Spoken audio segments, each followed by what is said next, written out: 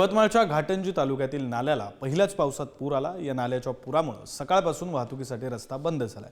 घाटंजी ते अलिदाबाद मार्गावर वाघाडी नदीच्या पुलावरून पाणी वाहत असल्याने अनेक गावांचा संपर्क तुटला। पाऊस असाच सुरू राहिला तर पाणी पातळीत मोठी वाढ होण्याची शक्यता आहे।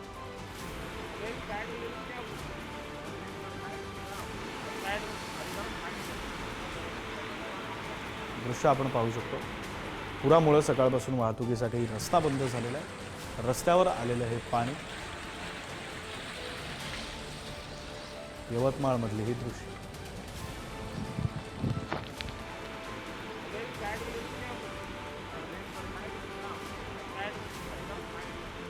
तर यवतमाळ जिल्ह्यात पावसाची जोरदार बॅटिंग सुरू आहे। मुसळधार पावसामुळे शेतात पाणी साचलेलं आहे। दडी मारलेल्या पावसाचं अखेर जोरदार पुनरागमन झालं।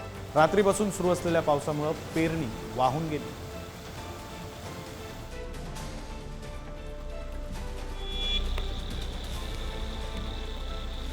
दृश्य आहेत शेतांमधून, यवतमाळमधील शेतांमधले हे दृश्य आणि त्याच्यामुळे पेरणी वाहून गेलेली आहे। शेतकरी हवालदिल झालेला आहे। जोरदार पाऊस सुरू आहे। पावसाने जोरदार बॅटिंग सुरू आहे।